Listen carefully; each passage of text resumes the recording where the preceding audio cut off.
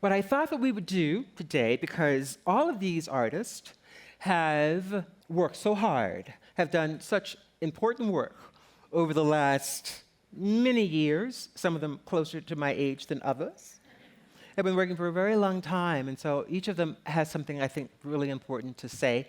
Each of them has come to the festival with very, very specific projects, and so I thought that maybe one of the things we might start by doing is having each of them talk a bit about the projects that you're working on, the projects that you brought to the festival, and or the projects that you really sort of care about. But I thought that it would be really wonderful to hear from you as a very curious person, and to share that with the audience as well.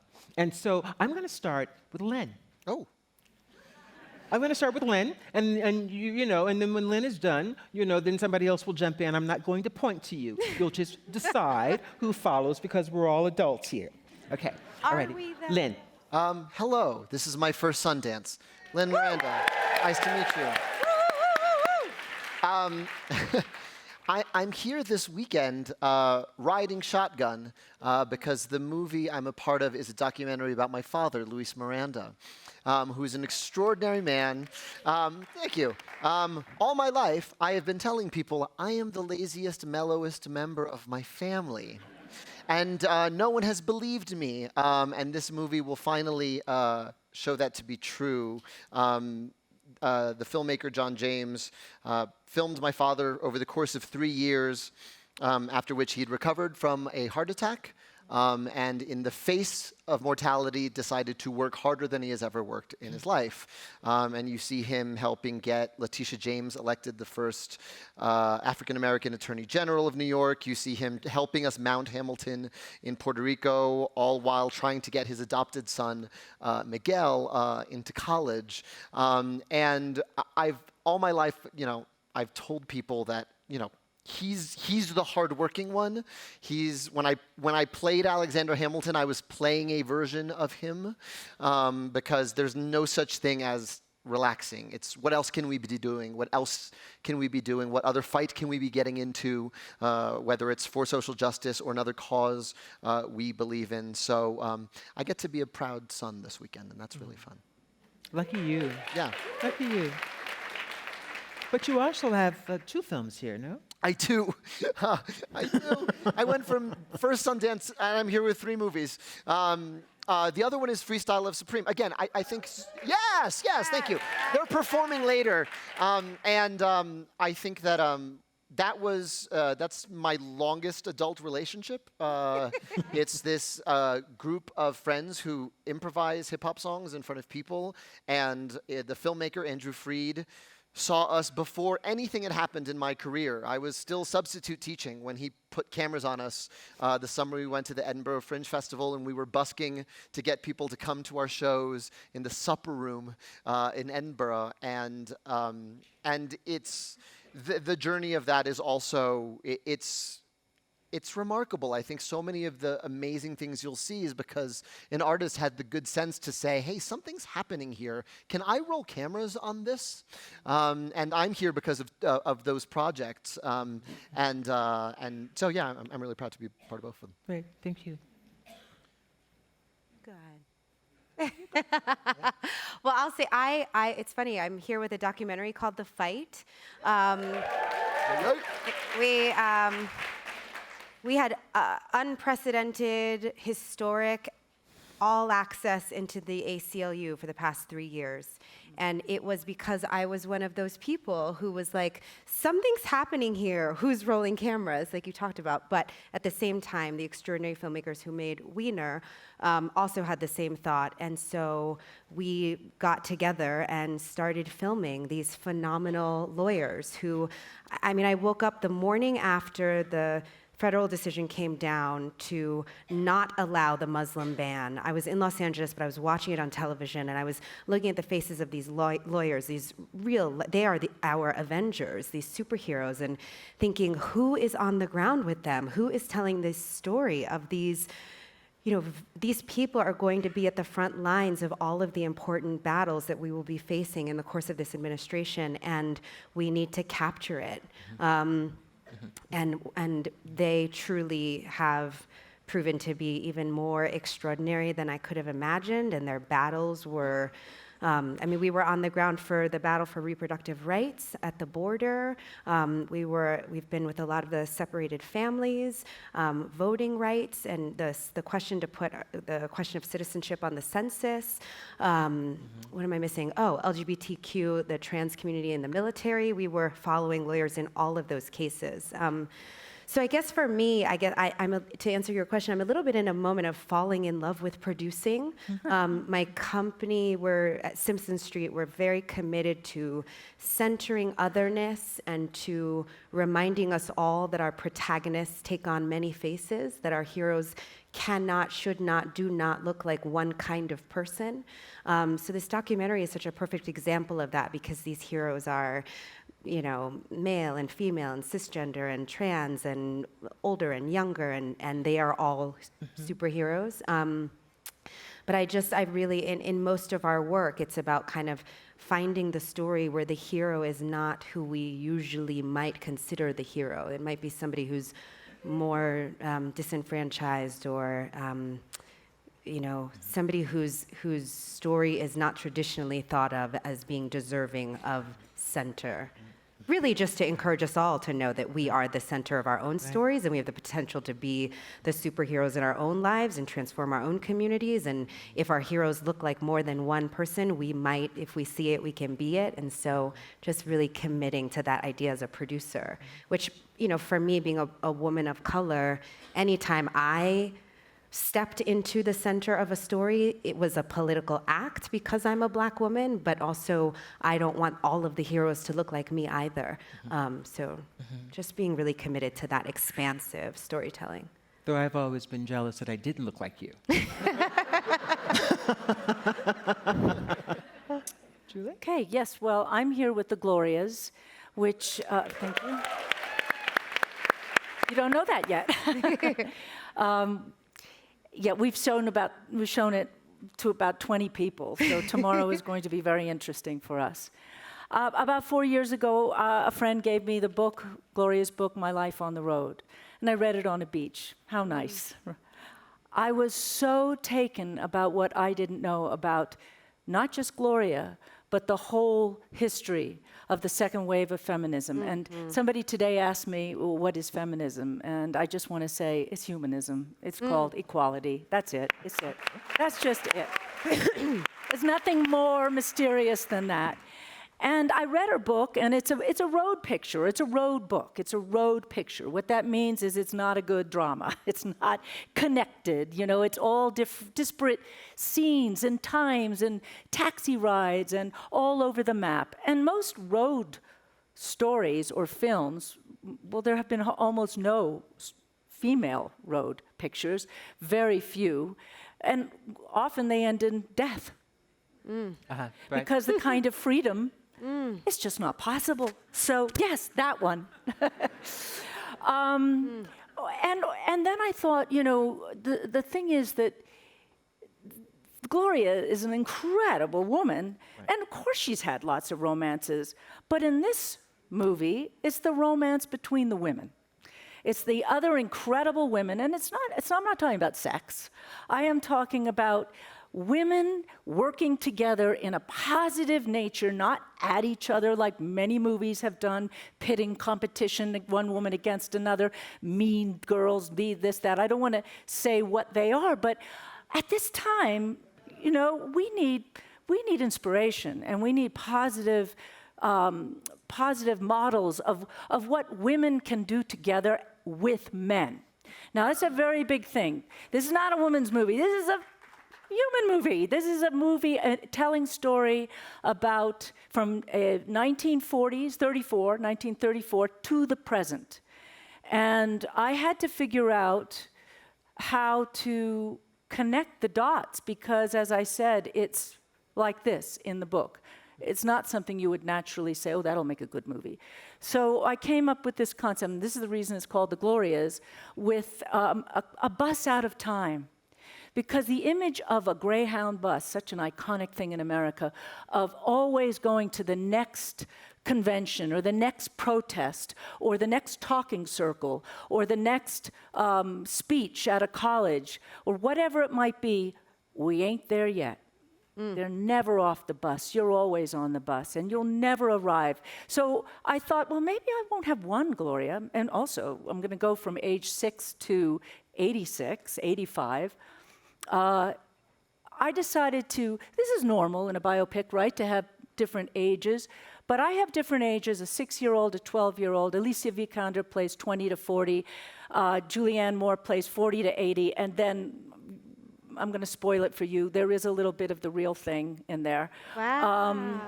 And they're not like a normal biopic where it's this one, then she's gone, then this one, then she's gone. They interact on this bus. And what I felt about that was I didn't want to just do the history. I mean, documentaries can do that well. This has to be an emotional trip. This has to be a place where I'm not going to put New York City, 1963, Washington, D.C., 1960. It's not going to have that. It's not. You're going to get it by the hair, the music, the visuals, and watching these Glorias, these various Glorias interact with each other. And so this, in addition to having the Glorias on the bus be able to step into each other's lives, sometimes when it's supposed to be the 60-year-old Gloria, it might be the 6-year-old Gloria, because what she's feeling at that moment is her 6-year-old self. So it was a kind of experimental approach, but we get to make that in drama. In dramatic movies. We get that liberty to do that. And then the other major aspect, which was really moving to me and why I wanted to see it and what I hope will result from it, is all the other incredible women, the meetings with remarkable women. And the other thing that I just want to remark on is that when we started to shoot, because there is documentary footage, we shot the night of the election. We thought that would be kind of the exciting cherry on the ice cream. I'm not going to say anything more about that, but what we have found in the last 4 years, that all the topics that are in the issues that are in this story, whether it's abortion rights or choice, pro-choice, or it's many of the things that you just said, they are even more important today than 4 years ago. So it's uncanny and horrible in the same place that we are shocked. The ERA is a big part of our film. Where are we? And even what's going on this week. So I'm excited about the film. I want to make an entertaining film. I did The Lion King, right? But at the same time, I think Gloria said that this week, and I loved what she said. It's a Trojan horse. Because you can't just go out and give medicine or you just should. You can't. Documentaries sometimes can, but people know when they're coming. But even those. But this one, we hope that we get out there and that people really enjoy. Gloria Steinem is one of the funniest people I've ever met. So I knew that wit, that part of her, would be a big, important part of this. So that is really why I'm here. I was here 20 or 30 years ago, I don't know, with two times, but I haven't been back, and it's gotten big. But being on the stage with each of these sort of extraordinary artists, I could spend an hour or two easily doing just an interview with a single one of them. I've never really liked panels, but here we are because of that. Because I know that there's so much to tap into in terms of the work that each of you have done. You didn't just walk out here yesterday. Hi, Weiwei. Okay.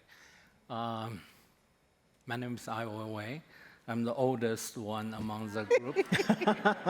And also first time in Sundance. It's really a nice feeling to be here, to be with so many talented people. And they all have stories, and unimaginable stories.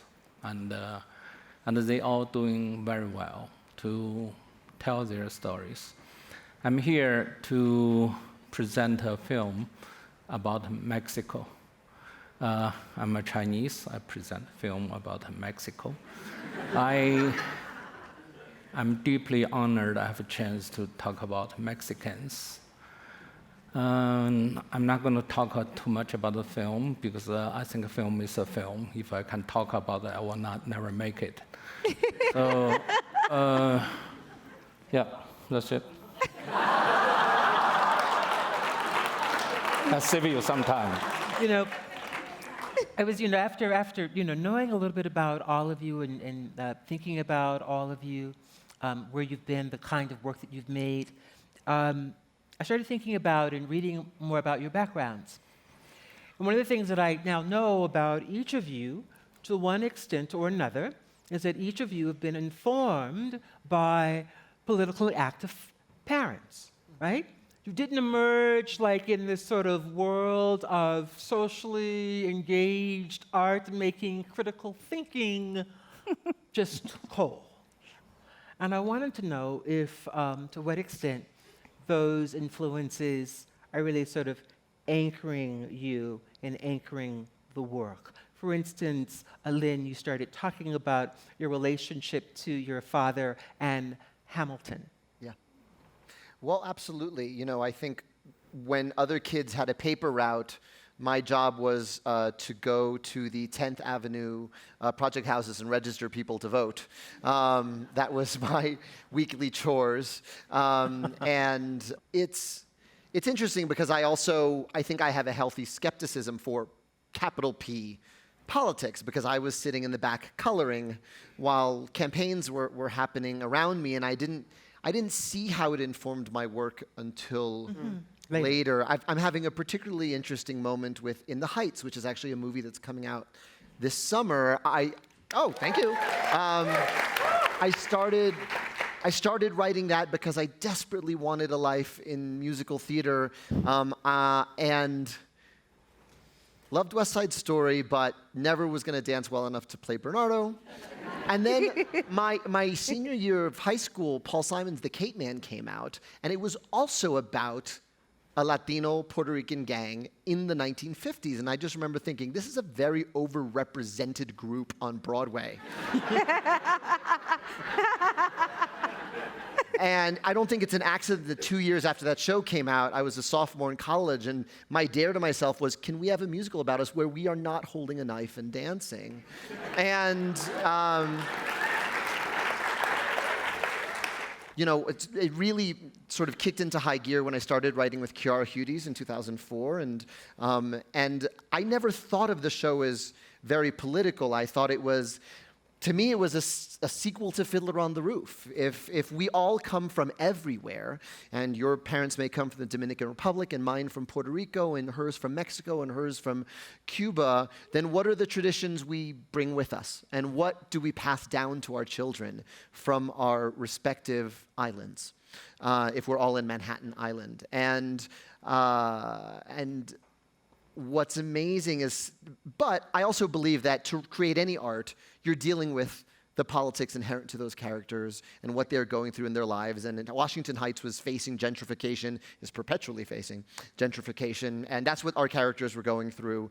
And so to have this movie come out this year, there's lyrics that I wrote in 2005 that are now incredibly political, but they weren't at the time. One of the young characters, Sonny, says, "What about immigration? Politicians be hating. Racism in this nation's gone from latent to blatant. I cash my ticket and picket, invest in protest. Never lose my focus till the city takes notice. And you know this, man. I'll never sleep because the ghetto has a million promises for me to keep." You could write that now. But it took the world changing for that to really come out as capital P political. Right. I've always thought, in some way, that you really are born into who you are, and that what you do is to spend your life growing into the space allotted you during the time that you're here on the planet. And that ultimately, one of the things that you do is circulate around the same question over and over and over and over and over, trying to figure out how to unpack it, how to get closer to the bone, how to get closer to yourself, how to get closer to your own meaning, how to get closer to your own elegance, how to get closer to your own language, your own voice, your own meaning, right? And so that, that you write something in 2005 and it's useful now doesn't really surprise me, right? That we are often circling around similar materials that are relational because it's all coming from the same source, the same spring of how do you unpack and repack a life. Carrie, I remember your first film. It was here. Was it here? It was here. Our Song, Jim McCabe film. It's my first film here 18, 19 years ago. And I was like 2 in it. And this woman emerges in this film, and I see this thing. I see this quality. And I thought, oh, she's finally arrived. And I knew. That's not what I was thinking, but, but thank you. Somehow I knew Yeah. that you would have an extraordinary career, that you were really going to be really important, and that you were going to be able to carry something for us that few of us had been able to carry up until that moment. I saw you as a really important transitional figure. I am so happy about the work that you've done in TV and in film, and I'm also very excited about the project that you're doing now. And I'm wondering if you, like Lynn, you spring from a political family, political background, deeply interested, a woke family, right? If you can sort of talk about your project with the ACLU, because you've worked with them actually for a while, Yeah. if I'm not mistaken. And I'm Yeah. sort of interested in your sort of thinking about your role as a social activist and as a maker and now as a producer. First of all, thank you. Would you indulge me to tell us a little story up here that I've never been able to tell sitting next to Lynn? Great. When I went to see Hamilton for the first time, I was a wreck. And it's because I had known Lynn for a long time, because in the second workshop of In the Heights, in New York, downstage below the Drama Bookshop, I had been a cast member in the show and had helped to workshop very early on. And when we were moving on to do the third workshop of In the Heights, I called Lynn and said, I just think you should maybe get a backup because I have this audition for a Ray Charles movie, and if it goes, I'm not going to be available. And we had kind of since then sort of been waving across the business at each other, like so proud of each other's accomplishments. And I say that because there was something about what you said about, finding artists who are doing that work of getting closer and closer to the bone and looking for truth. And so it's a deep honor to be up here with the three of you. I was like just vomiting how much I adore you backstage. I was like, I think I was happier for Julie Taymor when she won the MacArthur than she was. I was like, this is so great.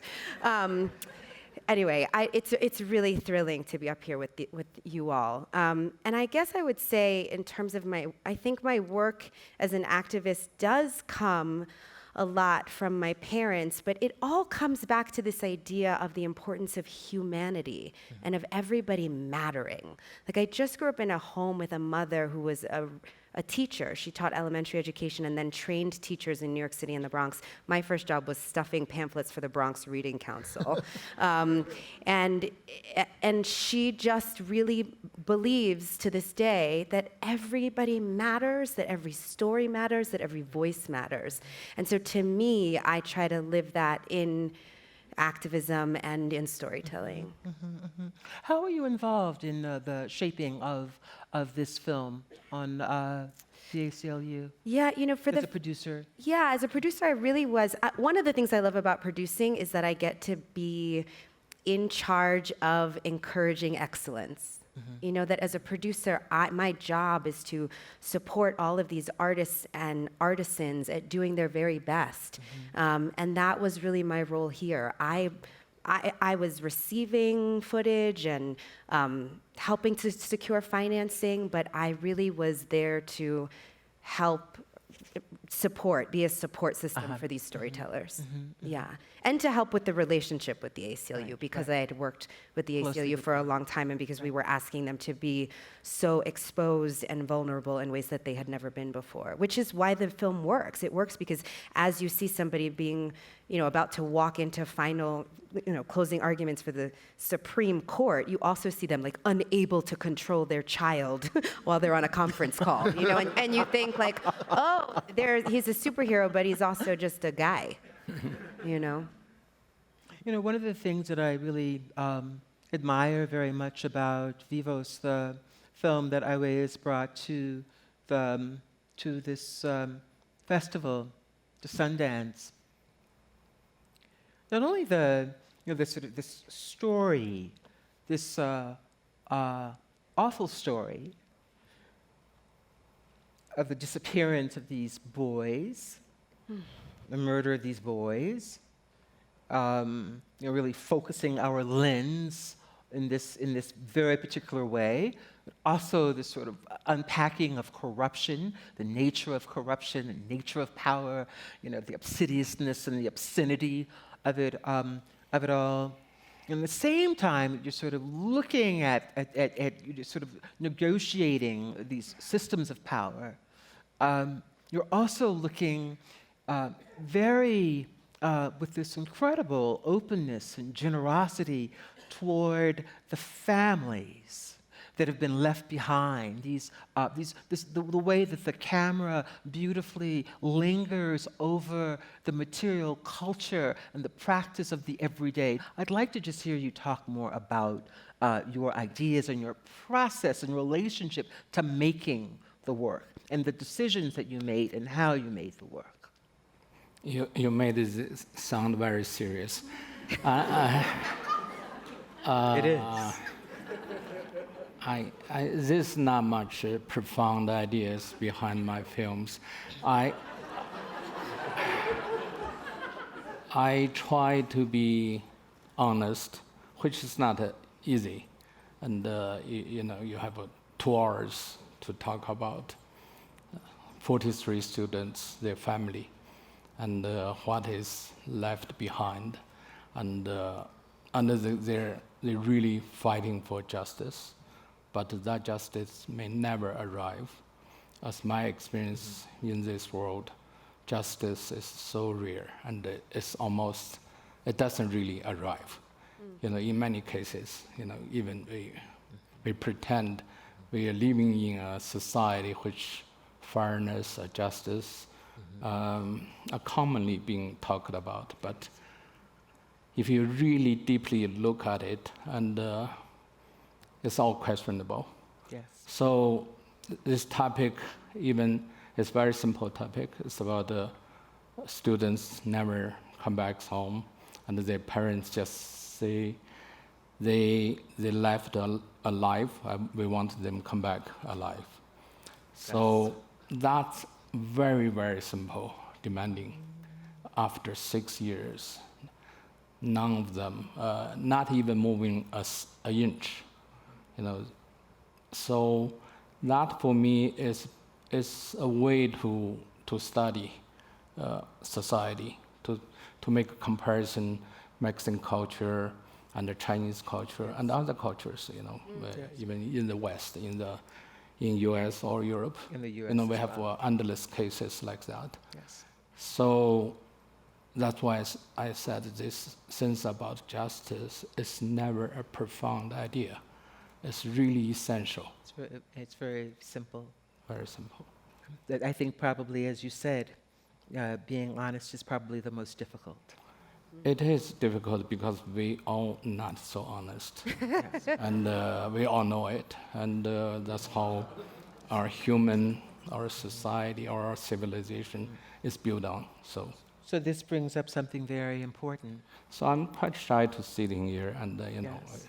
and also feel shamed. It's true. It's not just because you're born and you have chance to going through certain things, but very often I never really clear what I have been going through, and sometimes I try to focus. That make me easier to pass in this time, but I don't know. There's nothing I can call as achievement or anything glamorous. It doesn't really associate with me. So I think, it's one of the things that I like about your film, that it actually does lack glamour. And for instance, you use no music. There's only simply the voice of the telling. I think that the thing that you bring up that I think is the most important, and I think that it's also something that I really wanted to speak with the panelists about. We do have these illusions about democracy. We do have illusions about what we can accomplish. We do have illusions about where we can possibly go. One of the great things that Baldwin did, Baldwin has this really, really great essay on the role of the artist in society, and I urge you all to, if you haven't read it, to read it, because it's really, really quite beautiful. I think that the only thing that we can possibly do really is to illuminate our version of the truth. Our version of the truth. And our version of the truth is simply our version of the truth. Mm-hmm. There are many different kinds of truths, and there are many levels of truth, right? And probably the thing that's most difficult to get to on a daily basis is to really sort of peel back this and to really reveal your own sort of sense of honesty and integrity in relationship to the thing. But the thing that I am sort of, I think a part of this panel, I think, is also about then is, to what extent can we expect change based on the work that we do?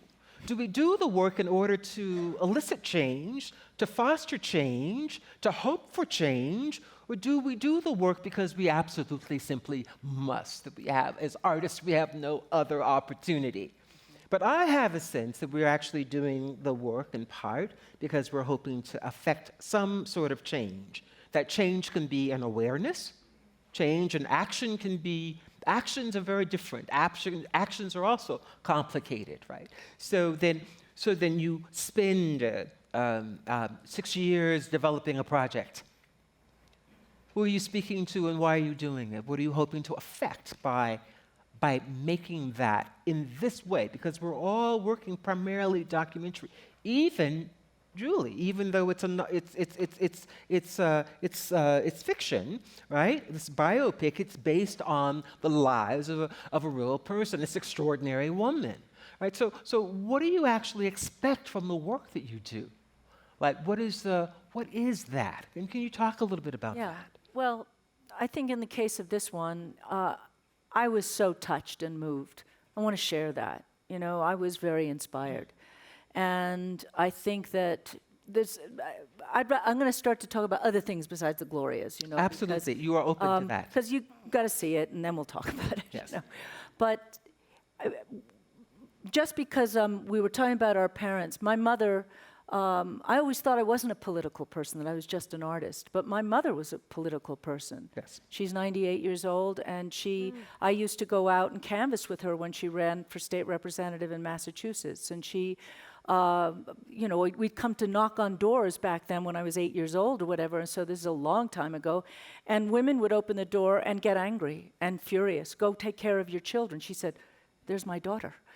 And slam the door in her face, or be angry because she was an attractive woman, or, that there was just, I grew up watching my mother really struggle in that women not supporting women moment. She started all these programs in Massachusetts at Boston College, UMass, a number of universities for women in politics, to get women whose children are grown up, say, okay, you want to get into the system? Come back to school, you can get your MA or whatever, but she is now the mother of a lot, and Gloria knew my mother, and so it's interesting to see, before Across the Universe, I really didn't do work that had any relation to me personally. I lived in Indonesia for 4 years. I had a theater company. My work was very cross-cultural. I would say that, Yes, that I a was big interested part of about my that. work, I did Frida in Mexico. The Lion King is whatever you want to say, which I think is something we're not talking here, but I've heard the word cultural appropriation so much in the last year that it's fascinating. It's a fascinating subject because, and I love that you said this, which is, what is authenticity? Because to me, when you said this, authenticity is what are you doing, you, the artist? If it's authentic to me, it's authentic. Am I doing an authentic African show? No. I'm doing an authentic Julie show. The Lebo M is South African, so the songs are his. We've gone so far to the other extreme that we're a don't touch. And it's interesting because I was thinking about you the other day when I knew this was happening, that if you thought now that white people would go and do the story of blah, blah, blah, that was a black story, there would be an outrage. But because it's fresh and new and necessary to see all stories with a new perspective, to me, my whole mission is perspective. That until you step outside of yourself, you can't really see yourself. Early on, about a week ago, I thought, Julie. So I thought, okay. And then I realized that you had studied folklore. And that in part, that took you to Indonesia, and in part, into Java, and in part, that also provided you with a way of unpacking and learning and developing a whole new visual language that you could actually bring forth into your own practice, right? Exactly, and in my studies of folklore and mythology, I studied shamanism. And the shamans are the first artists and psychiatrists. Right? They're healers. That's our job. We're our job is, yes, it's political, but for me, it really is more about amusing people, inspiring people, and healing. Healing, to me, is a big part of it. Yes. It sounds very presumptuous, but it is the role that the shaman had, which is to find out what is the illness of the neighborhood, what is the illness, what is the disease, how do we honor nature, he takes a spirit journey and takes people, goes inside I think deep. it's all the same. It's, this idea again of, sort of getting closer to the self. Yes, right? unpacking the self, as you said. Of the revelatory, the opening up, the unpacking, the looking at, the digging towards the truth in all of its forms, no matter where it's found.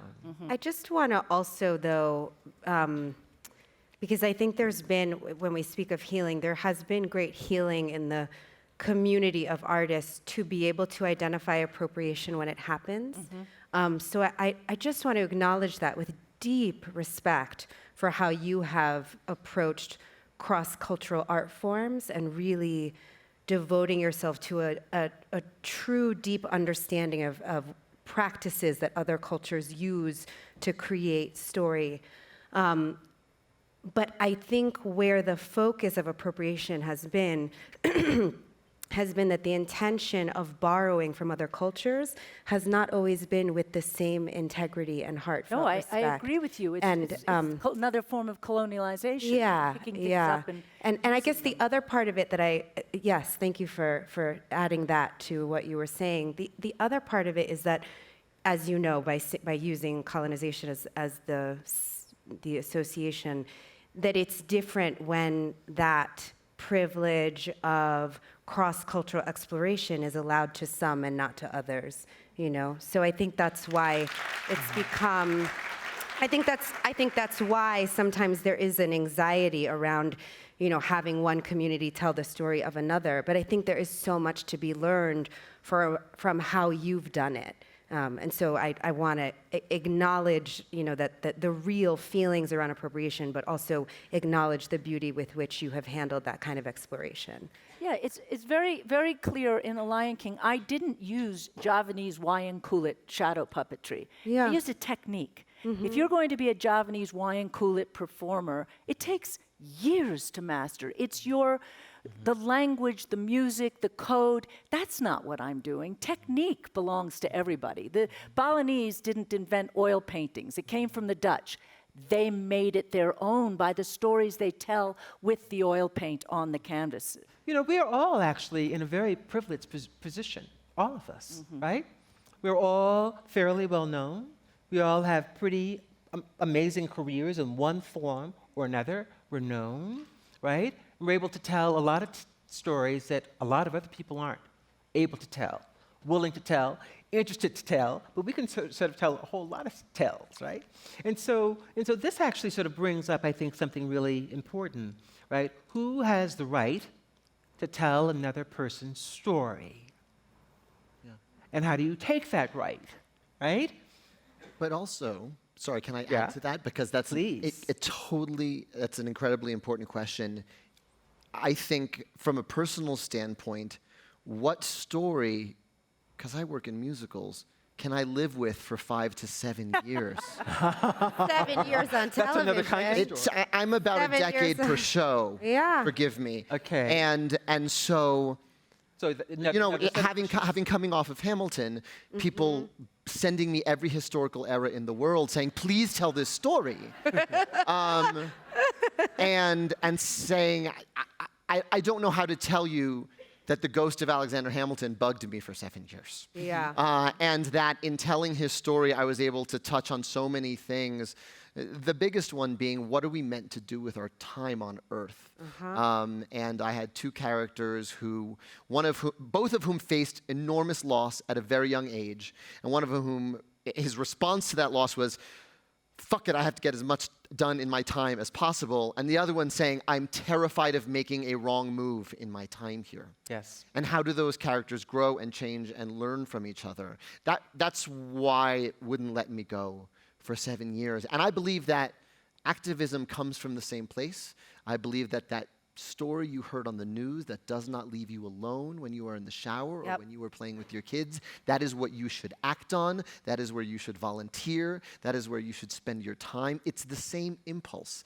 It's the impulse that something is happening in the world and I need to bear witness, or I need to contribute in whatever way my gifts and talents allow me to contribute. And so when it comes to telling stories, it's incredibly personal because it's an impulse you have to be able to see through to the end. You know, there are actually only a few stories. There are really only a few. They're just a couple. You know from mythology. You know, sort of really, the only difference really ultimately is how the story is told. That's right. Right? It's just, but we're all sort of unpacking pretty much the same story.